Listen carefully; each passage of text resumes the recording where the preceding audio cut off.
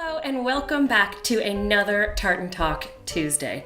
This week is going to be a little different. Rather than doing Tartan in the past and Tartan in the news, I'm just going to do one long segment dedicated to this one particular topic, and then we'll still end off with Piece of the Week and Tartan of the Week. So let's jump right in.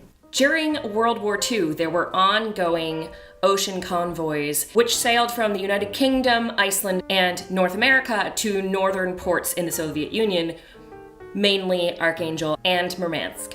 Between August 1941 and May 1945, there were 78 convoys consisting of over 1,400 vessels, which delivered essential supplies to the Soviet Union and were escorted by ships from the Royal Navy, Royal Canadian Navy, and the US Navy. These convoys were incredibly dangerous for a number of reasons, including frequent fog, extreme weather conditions, and alternating between the difficulties of navigating under constant darkness or being attacked around the clock under constant daylight by German U-boats and other ships. Over 100 Allied ships were lost during these convoys. The sailors not only had to deal with normal war conditions, but they also had the extreme cold temperatures of being in the North Atlantic and Arctic seas, so they would have to climb up on the ships and chunk away big sections of ice off of the ships just to allow the ship to continue to sail properly. Nearly 7 decades later, the United Kingdom instituted the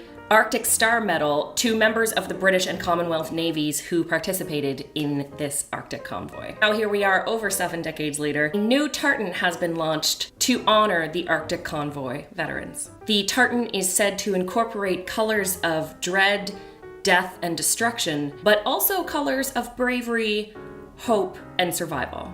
It was unveiled by Andrei Principov, who is the Russian Consul General of Scotland. Mr. Brian Wilton, who created the tartan, said, "White represents ice floes, wind-whipped wave tops, snow and ice-encrusted superstructures, and today the classic white beret of the surviving veterans. Gray is for the sea and the sky, for Allied battleships and the ever-threatening U-boats. Black is for line upon line of German bombers and their devastating cargoes, whilst silver is perhaps the most chilling sight of all, the bubbles in the wake of an oncoming torpedo." It also contains the red in the white ensign of the escorting Royal Navy vessels, the red of the merchantman's flag, the red duster, and the red in the Russian national flag. All of this has particular special meaning personally to me because my grandfather, Signalman Justin Norman Mackenzie, was awarded the Arctic Star for his bravery and his participation in the Arctic convoy in World War II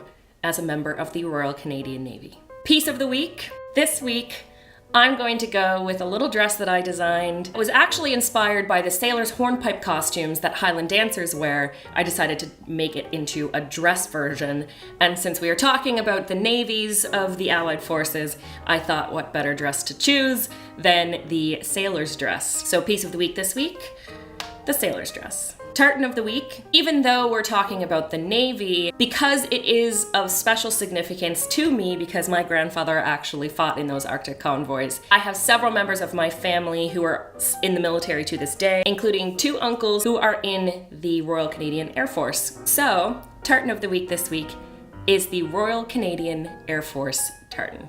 Thank you so much for tuning in. Don't forget to like, comment, share, and subscribe.